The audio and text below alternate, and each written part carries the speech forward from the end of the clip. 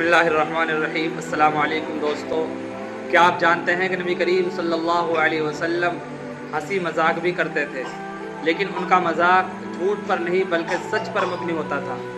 ایک صحابی نے عرض کیا، یا رسول اللہ آپ بھی مذاق کرتے ہیں؟ آپ نے فرمایا ہاں، مگر میں صرف سچ کہتا ہوں۔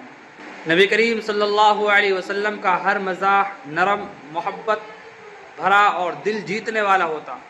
ایک بوڑھی عورت سے فرمایا، جنت میں بوڑھی عورتیں نہیں جائیں گی۔ وہ حیران ہو گئی۔